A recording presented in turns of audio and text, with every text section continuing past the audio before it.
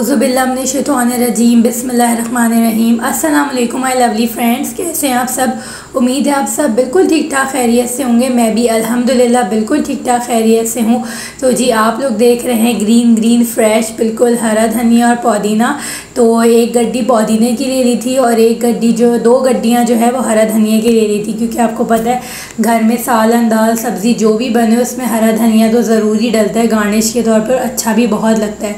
तो यहाँ पे मैंने जो है पुदीने की गड्डी उसको खोल लिया था और उसकी डंडी से मैं सारे पत्तों को अलग कर रही हूँ। जब भी आप हरा धनिया पुदीना जब लें तो हमेशा उसकी गड्डी को खोलने के बाद अंदर से अच्छे से चेक कर लेगा, कोई भी पत्ता ख़राब नहीं होना चाहिए। अगर पत्ता ख़राब हो और हम उसको ऐसे ही रखा रहने तो वो पत्ता जो है सब पूरे पुदीने को पूरे हरे धनिया को सबको ख़राब कर देते हैं। तो मैंने यहाँ से देखें अच्छी तरीके से चेक कर लिया है, पूरे मैंने गड्डी इसकी खोल ली थी और एक एक करके मैं जो हूँ सारे पत्ते अलग कर लूँगी। अच्छा, ये भी काम बहुत ज़रूरी होता है करके रखने से। इससे क्या होता है, इसकी लाइफ जो है बढ़ जाती है। अगर हम लाएँ और हम ऐसे ही रख दें तो बिल्कुल भी जो है ना वो स्टे नहीं करते, बहुत ही नाजुक होता है हरा धनिया पुदीना दोनों। ये देखिए मैं आपको दिखा रही हूँ, यहाँ पे मैंने पूरे पुदीने के जो पत्ते हैं उसको अलग कर लिया है। अच्छा, मैं इसको कैसे सेव करती हूँ, मैं इसको सेव करती हूँ जो ब्राउन कलर की खाकी थैली आती है उसके अंदर।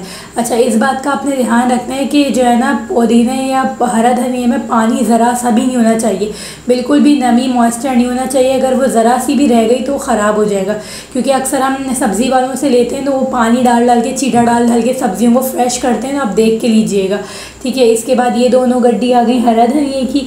अब मैं इन दोनों गड्डियों को भी खोल लूँगी और अंदर तक चेक कर लूँगी। इसको खोल के मैं देखिए इस तरह से सारे देख लूँगी। इतने फ्रेश और इतने साफ़ सुथरे थे, आप लोग को देख के अंदाज़ा हो रहा होगा कि जो है ना इनको देख के बस दिल बाग बाग हो गया। अच्छा, ये जो नीचे वाली जो मोटी जो डंडियाँ होती हैं ना इसको मैं रिमूव कर देती हूँ, लेकिन ऊपर जो नरम नरम सी छोटी छोटी सी डंडियाँ होती हैं उनको मैं रहने देती हूँ, उसको भी मैं साथ कट कर लेती हूँ, क्योंकि जो मेन खुशबू और जायका होता है ना वो इसमें होता है। अक्सर लोग जो हैं वो क्या करते हैं कि सिर्फ पत्ते पत्ते काट लेते हैं हरे धनिया के, तो नहीं, जो बिल्कुल सॉफ्ट से नरम से छोटे से जो डंडियाँ होती हैं अब उनको भी काट लें तो वो भी बहुत अच्छा, एक खुशबू जो होती है ना, जो खानों में खुशबू आती है वो इसी से ही आती है। अच्छा, ये देखिए मैंने दोनों गड्डियों को बारीक बारीक काट लिया है। अच्छा, हरा धनिया का क्या सीन है, उसको मैं ऐसे करती हूँ कि उसको जो है मैं बिल्कुल बारीक बारीक काट के और फिर मैं जो हूँ खाकी थैली में सेव करके रखती हूँ। मैंने बहुत से लोगों को देखा है कि वो जो है ना नीचे से मोटी डंडियाँ काट के डायरेक्ट सेव कर लेते हैं या सिर्फ पत्ते पत्ते सेव कर लेते हैं। तो मैं क्या करती हूँ, उसको बारीक के हमें जब भी जिस भी चीज़ में डालना है मैं बारीक काट के ही डालना है। तो इससे क्या होता है, हमें बहुत सहूलत होती है। लेकिन मैंने वॉश नहीं किया है, बिना वॉश करे काटा है। उसके बाद जब भी हमें सालन दाल जिस भी चीज़ में डालना है, जितना डालना है निकाला, वॉश किया और डाल दिया। तो ये भी एक जो है ना बहुत अच्छी टिप है कि अगर आप काट के रखेंगे ना तो बहुत सहूलत हो जाती है। ये देखिए मैं आपको दिखा रही हूँ। अब इसको भी आपने अच्छी तरीके से फ़ोल्ड कर लेना है। एक जो है पुदीने का शॉपर हो गया, एक हरा धनिया का हो गया। अब इन दोनों को आप चाहें तो एक कंटेनर में डाल के रख लें, चाहें तो आप जो है शॉपर में डाल के रख लें। तो मैं यहाँ पर जो है शॉपर में ही डाल के रख लूँगी। ये भी एक बहुत बड़ा काम होता है कि पुदीना हरा धनिया ले तो लो, लेकिन उसको संभालना भी बहुत ज़्यादा ज़रूरी काम होता है। तो आप उसको संभाल लेंगे तो आपकी लाइफ जो है ना, खानों की लाइफ जो है ना वो बढ़ा देगा, अच्छा लगता है डला हुआ। अच्छा जी, अब मैं यहाँ पे आ गई हूँ एक DIY करने, होममेड किचन क्लीनर बनाने। तो ये मैंने आपको दिखा रही थी सॉस पैन, उसमें हम ले लेंगे 1 मग भर के पानी, ठीक है। टैप वाटर ले लिया है। अब मैं यहाँ पे ले लूँगी 2 लेमन। लेमन को मैंने 20 से हाफ़ कर लिया है और दोनों लेमन का हम जो रस है उसको निचोड़ के अच्छी तरह से पानी में डालेंगे। और सिर्फ हमें रस नहीं डालना बल्कि जो उसका छिलका है हमें वो भी डाल देना है। लेमन बहुत अच्छे बड़े साइज़ के थे, बहुत जूसी थे, तो मैंने खूब अच्छी तरह से इसको जो है डाला और इसके बाद इसका छिलका भी इसके अंदर डाल दिया, ठीक है ना। जितने भी दोनों लेमन हैं उन सबको हम इस तरीके से कर लेंगे। ये देखिए मैं आपको यहाँ पर दिखा रही हूँ कि जो है लेमन का रस भी डाल दिया और लेमन छिलके समेत भी डाल दिया।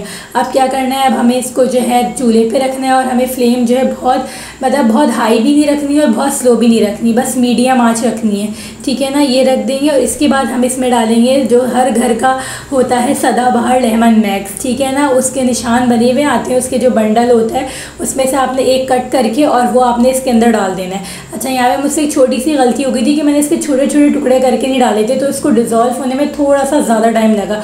अगर आप जो है तोड़ के डालेंगे तो वो जल्दी डिज़ोल्व हो जाएगा। जब वो डिज़ोल्व हो जाए उसके बाद आपने 1 चम्मच भर के इसके अंदर डाल देना है नमक। अच्छा, नमक क्यों डाला है? क्योंकि जब हम इससे कोई भी चीज़ साफ़ करते हैं ना तो उससे मक्खियाँ नहीं आती। अक्सर बकरीद में गोश्त वगैरह होता है, देखिए कितनी मक्खियाँ आती हैं। अगर हम खाली पानी में नमक घोल के और उससे हम अगर एक काउंटर को साफ़ कर देना, देखिए एक मक्खी भी नहीं आएगी। उसके बाद हमने क्या करना है, जब नमक भी अच्छे से डिज़ोल्व हो जाए उसके बाद हमने 2 ढक्कन भर के इसके अंदर डालना है विनेगर, वाइट विनेगर, सिरका डाल देना है। और चूल्हा मैंने बंद करके फिर डाला था, क्योंकि ऐसा ना हो कि रिएक्शन हो और ये पूरा सब उबल के जो है वो बाहर आ जाए, गिर जाए। ठीक है ना, तो ये छोटी छोटी बातें होती हैं, इन सब का भी आपने ध्यान रखना है। ठीक है, ये आपने 2 ढकने अच्छे से भर के ही डाल देने हैं, चाहे तो 2 से 3 भी डाल सकते हैं, कोई ऐसे मसले वाली बात नहीं है। सही है, जब वो डल जाए उसके बाद आखिर में हमने डालना है इसमें 2 टीस्पून भर कर बेकिंग सोडा। जी हाँ, हम डालेंगे इसमें बेकिंग सोडा। देखिए मैंने 2 टीस्पून इसके अंदर डाल दिया है। अब मैं इसको बहुत अच्छे तरीके से मिक्स कर लूँगी। मिक्स करने के बाद आपने बस 1 से 2 मिनट हल्का सा बस चूल्हे के ऊपर रखना है, और जब ये ठंडा हो जाए अब इसको छान के जो है बोतल में भर लेंगे। अब मैं आपको यहाँ दिखा रही हूँ, मेरे पास खाली बॉटल थी हैंड वॉश की, मैं डायमंड से लेकर आई थी और ये मेरे पास खाली हो गई थी। अच्छा, कन्वीनियंट जो होता है ना वो ये होता है कि आप जो है किसी स्प्रे बॉटल में भर के रखें, लेकिन मेरे पास थी नहीं तो मैंने इससे काम चला लिया। ये भी इतनी बुरी नहीं है, इससे भी अच्छे तरीके से काम चल जाएगा। तो मैं आगे और पीछे दोनों जगह से स्टिकर रिमूव कर लूँगी ताकि हम इस पर लिख सकें किचन क्लीनर। लिखने से एक तो खूबसूरत भी लगेगा रखा हुआ और हमें रिमेंबर याद भी रहेगा कि हमने क्या बनाया था। ठीक है ना, अब मैं पेपर टेप और परमानेंट मार्कर लेके बैठ गई थी और ये पीछे से मेरी ही छोटी मीनू भी आ गई थी, तो ये मैं इसके ऊपर अच्छे से स्टिक कर लूँगी। अच्छा, अगर किसी के पास पेपर टेप ना हो तो वो जो सिंपल प्लेन पेपर होते हैं किसी भी कॉपी रजिस्टर का, आप उस पर लिख दीजिए और उसको लिखने के बाद इसके ऊपर रखने के बाद आप इसको उसके ऊपर स्क्वाश टेप से स्टिक कर दें तो वो भी अच्छे तरीके से चिपक जाता है। अब मैं इसके ऊपर लिख लूँगी किचन क्लीनर। मैं यहाँ पे लिखना शुरू करी और मीनू जो है मेरा पीछे से हाथ हिला रही थी कि आप मुझे दे दें मामा ये दोनों चीज़ें, तो उसके हाथ हिलाने से टेढ़ा मेढ़ा लिखा गया, लेकिन चलो मैंने लिख दिया कि अब मुझे इससे याद रहेगा। और जब भी मुझे कुछ भी साफ़ करना हो, काउंटर, स्टोव से, आप इससे बस 2 से 3 आप इसके पंप डालें और ईज़िली हर चीज़ क्लीन हो जाएगी। ये देखें, मैं यहाँ पर कैमरा ऑन करना भूल गई थी, मैंने आधी बॉटल भर ली। उसके बाद मुझे याद है मैंने जो है वो तो आपको दिखाया नहीं, फिर मैं देखा आपको कैमरा ऑन करा, यहाँ पे मैं आपको दिखा रही हूँ कि ये एक मग पानी में ये इतनी बॉटल बन गई है और ये बहुत ज़बरदस्त, बहुत अच्छा बना था। आप लोग ज़रूर ट्राई कीजिएगा। और ये है इसका फ़ाइनल लुक। तो आपको मेरी आज की वीडियो कैसी लगी मुझे कमेंट करके ज़रूर बताइएगा, ज़रूर बनाइएगा, आप लोग ट्राई कीजिएगा, फिर मुझे अपना फ़ीडबैक ज़रूर दीजिएगा। मेरे चैनल को लाइक, शेयर, सब्सक्राइब करना ना भूलिएगा। अपना बहुत सारा ख्याल रखिएगा। अल्लाह हाफ़िज़।